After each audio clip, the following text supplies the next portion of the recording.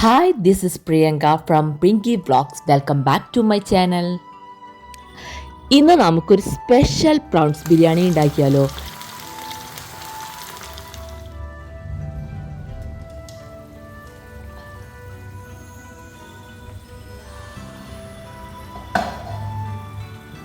ഇനി ഇതിനാവശ്യമുള്ള ഇൻഗ്രീഡിയൻസ് എന്തൊക്കെയാണെന്ന് നമുക്ക് നോക്കാം. 3 സവാള വലുത്, 2 തക്കാളി വലുത്, 10 പച്ചമുളക്, ഇഞ്ചി ഒരു സാമാന്യം വലിയ ഒരു ഇഞ്ചി എടുക്കണം, ഒരു 10 അല്ലി വെളുത്തുള്ളി, പിന്നെ നമ്മുടെ മല്ലിയിലയും വേണം.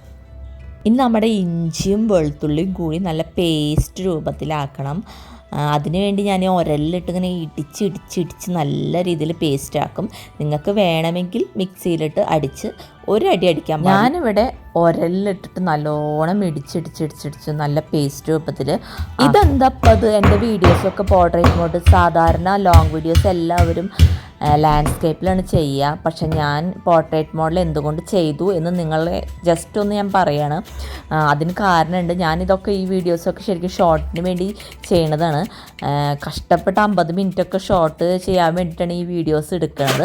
അതിന് കട്ട് ചെയ്ത് 1 മിനിറ്റ് ആക്കിയിട്ടാണ് ഞാൻ ഇടുന്നത്.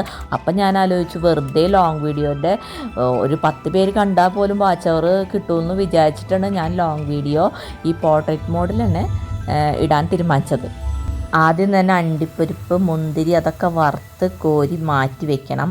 സവാളയും വറുത്ത് കോരി മാറ്റി വെക്കണം. ആ ഒരു വെളിച്ചെണ്ണയും നെയ്യൊക്കെ ഉപയോഗിച്ചാണ് ഞാൻ സവാളയും അണ്ടിപ്പരിപ്പും ഒക്കെ വറുത്തെടുക്കുക. ആ ഒരു വെളിച്ചെണ്ണയിലാണ് നമ്മൾ ചെമ്മീൻ വറുത്തെടുക്കും. പിന്നെ ആ ബാക്കിയുള്ളതിൽ തന്നെയാണ് ഈ ഗ്രേവി ഉണ്ടാക്കുന്നത്. നമ്മൾ ആ ഒരു ഓർഡറിൽ ചെയ്യുകയാണെങ്കിൽ പെട്ടെന്ന് ഫിനിഷ് ആവുമല്ല. അപ്പം നമ്മൾ സവാള വറുക്കുമ്പോൾ അതിൽ കുറച്ച് പഞ്ചസാര ഇട്ട് കഴിഞ്ഞാൽ നല്ല ക്രിസ്പി ആയിട്ട് കിട്ടും. അപ്പോൾ നമ്മൾ ഉപ്പാണ് സാധാരണ ചേർക്കാറ്. അപ്പോൾ ഒന്ന് മാറ്റി പിടിച്ചിട്ട് ഒത്തിരി പഞ്ചസാര ഇട്ടിട്ട് വറുത്തെടുത്താൽ നല്ലൊരു ക്രിസ്പി ആയും കിട്ടും, നല്ല പെട്ടെന്ന് ബ്രൗൺ കളർ ആവുകയും ചെയ്യും. അപ്പോൾ എൻ്റെ മുന്തിരി, അണ്ടിപ്പരിപ്പും സവാളയൊക്കെ വറുത്ത് കോരിയിട്ടുണ്ട്. ഇനി ഈ ഒരു വെളിച്ചെണ്ണ മാത്രമല്ല, അതിൽ കൂടുതലും ഞാൻ നെയ്യാണ് ഉപയോഗിച്ചിരിക്കുന്നത്. ആ ഒരു നെയ്യിൽ തന്നെ നമ്മുടെ ചെമ്മീൻ വറുത്തെടുക്കണം. എന്നെ കുറച്ച് കരിഞ്ഞു പോയിട്ടാണ്. ഞാൻ ഇപ്പോൾ ക്യാമറ അങ്ങോട്ടും ഇങ്ങോട്ടും മാറ്റാനായിട്ട് നിൽക്കുമ്പോഴേ പെട്ടെന്ന് അങ്ങോട്ട് കരിഞ്ഞു പോവുക. എല്ലാ സാധനങ്ങളും കരിഞ്ഞു പോവുക. കരിഞ്ഞു എന്ന് പറയാൻ പറ്റില്ല, മൊരിഞ്ഞിട്ടുള്ളൂ കേട്ടോ.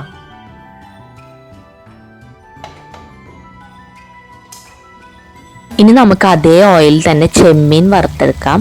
ഈ ചെമ്മീൻ ഒരു 3 പേർക്ക് കഷ്ടിച്ച് കഴിക്കാവുന്ന അത്രയുള്ള ചെമ്മീനെ ഞാൻ വാങ്ങിയിട്ടുള്ളൂ.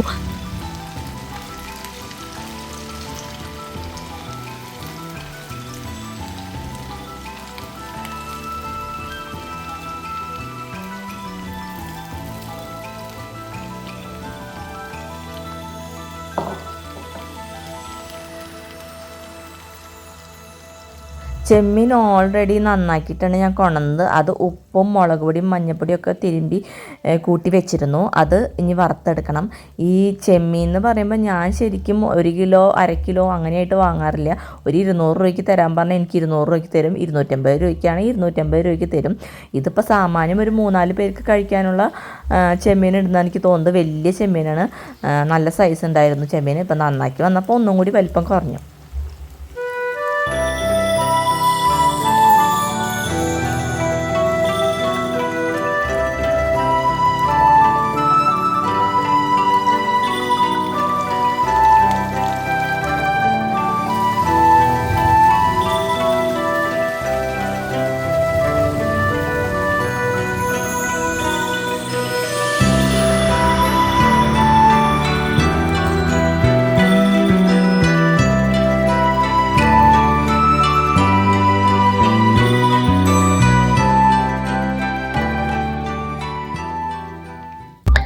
ചെമ്മീൻ പരിപാടി ഇവിടെ നടന്നുകൊണ്ടിരിക്കുമ്പോൾ തൊട്ടപ്പുറത്ത് തന്നെ ഞാൻ വെള്ളം തിളപ്പിക്കാൻ വെച്ചിട്ടുണ്ട്, നമ്മുടെ ചോറിന് വേണ്ടിയിട്ടുള്ളത്. അപ്പൊ അരി ഓൾറെഡി ഞാനൊരു 1/2 hour വെള്ളത്തിൽ കുതിർക്കാൻ വെച്ചു. വെള്ളം തിളച്ചു കഴിഞ്ഞാൽ ഈ കുതിർത്ത അരി അതിലേക്ക് ഇട്ടിട്ട് ഒരു 5-6 മിനിറ്റ് നല്ലോണം വേവിച്ചെടുത്തിട്ട് പാതി വേവ് അല്ലെങ്കിൽ 1/4 വേവിൽ ഊറ്റിയെടുത്തതിന് ശേഷം പിന്നീടാണ് ദമ്മിടുന്നത്. ഇനി നമുക്ക് ഈ ചെമ്മീൻ വറുത്തെടുത്ത ഈ ഓയിലിൽ എക്സ്ട്രാ കുറച്ച് ഓയിലും കൂടി ആഡ് ചെയ്തതിന് ശേഷം നമുക്ക് സവാളയൊക്കെ വാട്ടി ഇതിന് വേണ്ട മസാല ഗ്രേവി ഉണ്ടാക്കാം.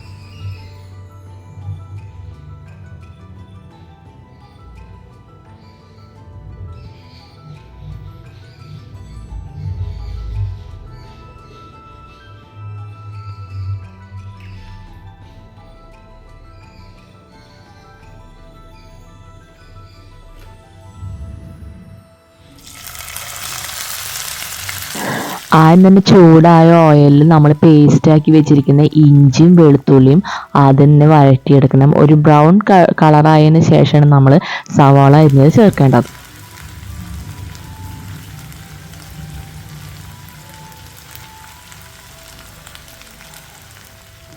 സവാളയ്ക്ക് തൊട്ട് മുമ്പ് നമ്മൾ പച്ചമുളക് അരിഞ്ഞതും കൂടി ചേർക്കണം.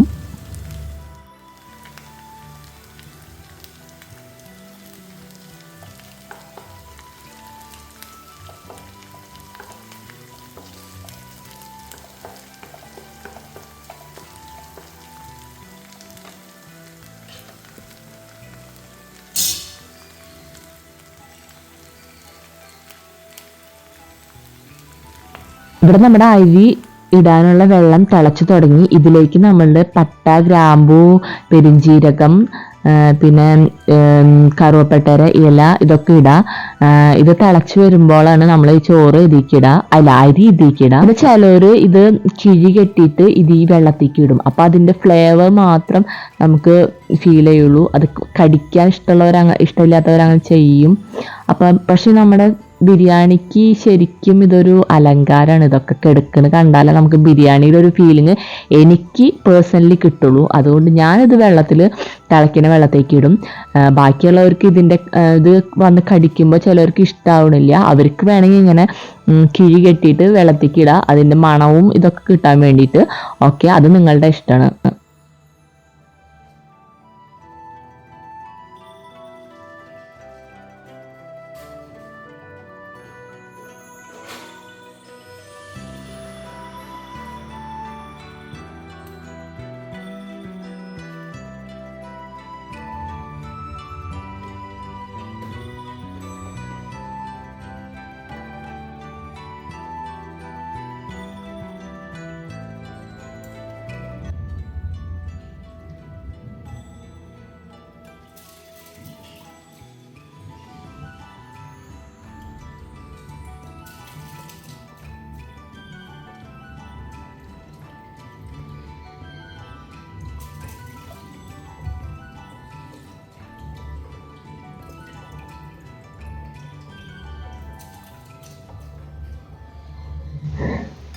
ഇനി ഇവിടെ നമ്മുടെ സവാള ചേർക്കാൻ ടൈം ആയിട്ടുണ്ട്.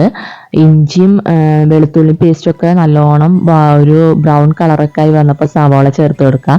ഈ സവാള വാട്ടാൻ വേണ്ടി മാത്രം കുറച്ച് ഉപ്പ് ചേർക്കണം. ഗ്രേവിക്കുള്ള ഉപ്പ് വേറെ അവസാനം നമ്മൾ തക്കാളി ഇടുന്ന ടൈമിലാണ് ആവശ്യത്തിന് ഉപ്പ് ചേർക്കണം. ഇപ്പം സവാള വാട്ടാനുള്ള ഇച്ചിരി ഉപ്പ് ചേർത്ത് കൊടുത്താൽ പെട്ടെന്ന് സവാള വാട്ടി കിട്ടും.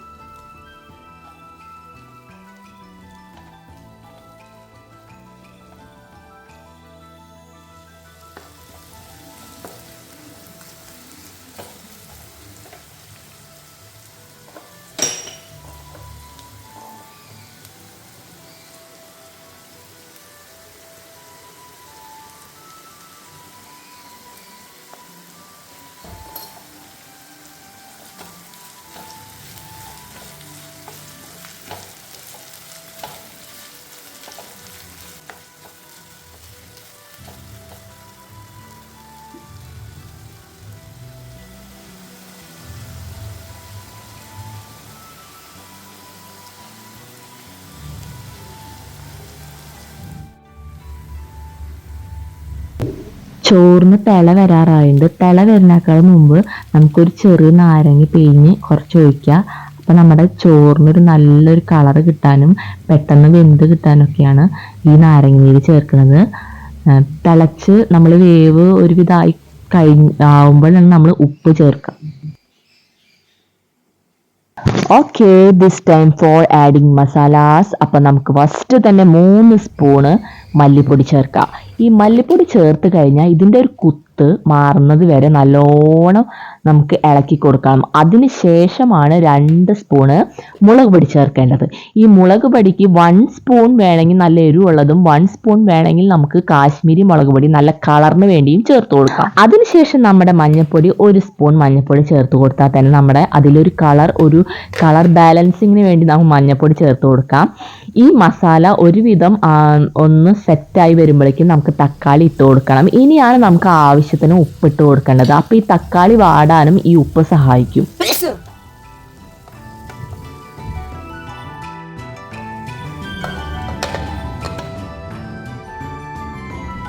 10 മിനിറ്റിന് ശേഷം ചോറ് ഒരുവിധം വെന്ത് തുടങ്ങി. ഒരു മുക്കാ പാകമായിട്ടുണ്ട്. അപ്പം നമുക്ക് ഉപ്പ് ചേർത്ത് കൊടുത്തതിന് ശേഷം ചോറ് ഊറ്റി മാറ്റി വയ്ക്കുക.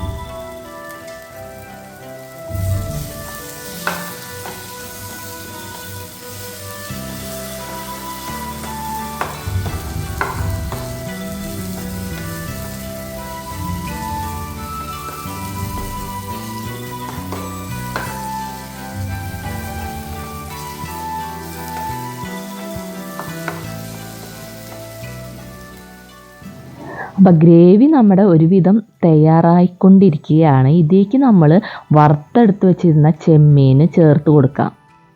എന്നിട്ട് കുറച്ച് നേരം കൂടി അടച്ച് വെച്ച് വേവിച്ചെടുക്കാം.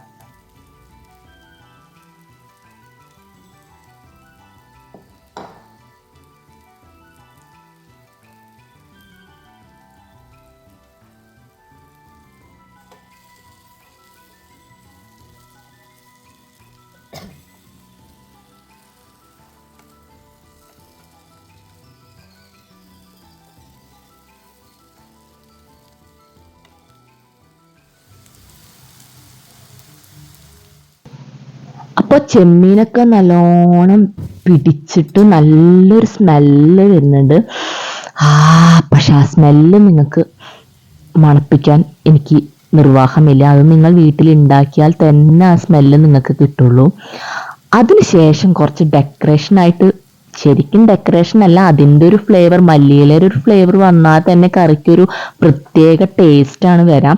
അപ്പോൾ കുറച്ച് മല്ലിയില അരിഞ്ഞിട്ട് നല്ലോണം ചേർത്ത് കൊടുക്കുക. പിന്നെ എൻ്റെ വക കുറച്ച് മിനുക്ക് പണികളാണ്. അണ്ടിപ്പരിപ്പ്, കുറച്ച് മുന്തിരി വറുത്തത്, ഇതൊക്കെ ഇടലൊക്കെ എൻ്റെ. അതിനുശേഷം നമുക്കൊരു ബൗളിൻ്റെ ഒരു 1/4 കപ്പോളം കുറച്ച് നല്ല കട്ടത്തൈര്, നല്ല പുളിയില്ലാത്ത കട്ടത്തൈര് ചേർത്ത് കൊടുക്കാം. അപ്പം നമ്മൾ ഈ ഡ്രൈ ആയിരിക്കുന്ന ഈ ഒരു ഐറ്റം ഒന്നും കൂടി അഴഞ്ഞ് കുറച്ചും കൂടി ഗ്രേവി ആവും. പിന്നെ കുറച്ചും കൂടി ഞാനൊന്ന് ലൂസാക്കാൻ വേണ്ടിയിട്ട് നല്ല ചൂട് വെള്ളം കുറച്ച് ചേർത്ത് കൊടുക്കുന്നുണ്ട്. അത് നിങ്ങൾക്ക് ഇഷ്ടമാണെങ്കിൽ മാത്രം മതി. കാരണം എനിക്ക് നല്ലോണം ഗ്രേവി ആയിട്ട് കിട്ടണം. നമ്മൾ പ്രത്യേകിച്ച് സെപ്പറേറ്റ് ആയിട്ട് ഒരു കറി ഉണ്ടാക്കണില്ല ഇതിന് വേണ്ടി. അപ്പം ചോറിൽ നല്ലോണം ഗ്രേവി ഉണ്ടെങ്കിൽ കഴിക്കാൻ നല്ലൊരു രസം ഉണ്ടാവുള്ളൂ. അതുകൊണ്ടാണ് ഞാൻ ചൂടുവെള്ളം ചേർത്ത് കൊടുക്കുന്നത്. നിങ്ങൾക്ക് അത്രയും ഗ്രേവി ചോറിൽ വേണ്ടെങ്കിൽ ഞാൻ ദമ്മിടുന്നുണ്ട്. അപ്പം അത്രയും ഗ്രേവി ആവശ്യമില്ലെങ്കിൽ നിങ്ങൾക്ക് വെള്ളം ചേർക്കേണ്ട ആവശ്യമില്ല. പക്ഷെ എനിക്ക് വെള്ളം ചേർത്താൽ കുറച്ചും കൂടി നല്ല അഴഞ്ഞ് നല്ല ഗ്രേവി ആയിട്ട് കിട്ടും. ദമ്മിടാനായിട്ട് നല്ലൊരു എളുപ്പമായിരിക്കും.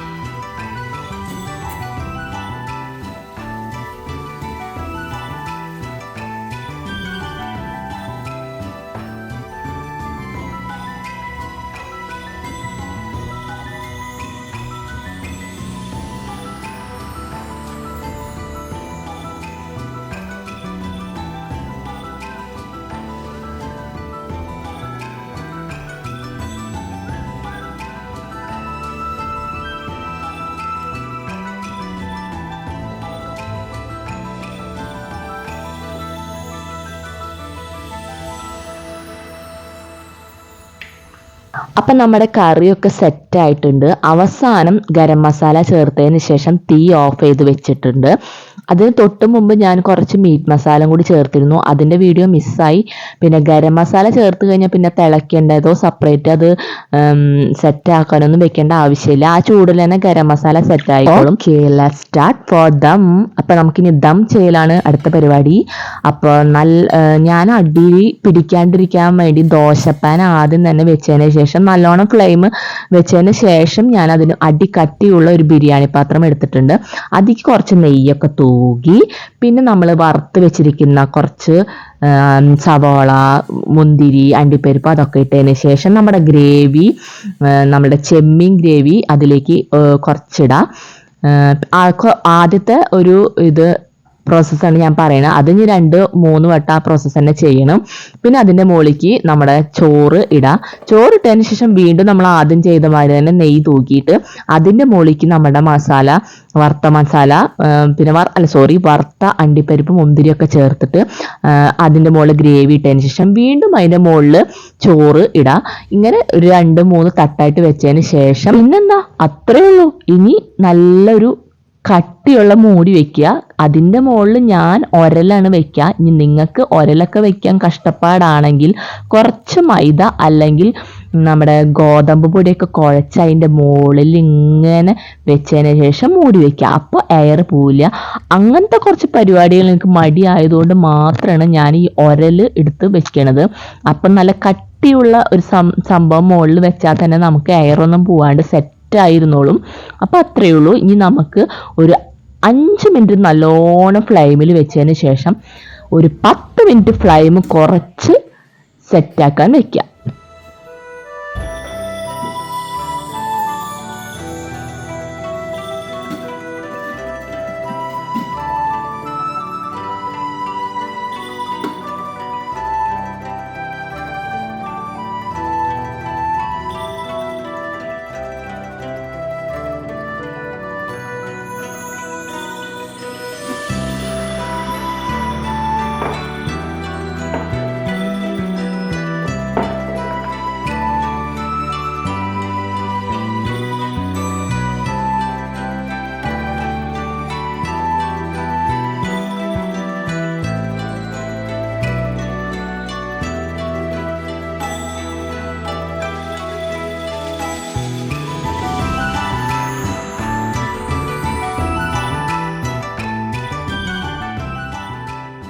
അപ്പൊ നമ്മുടെ വെരി ടേസ്റ്റി പ്രോൺസ് ബിരിയാണി ഇവിടെ റെഡി ആയിട്ടുണ്ട്.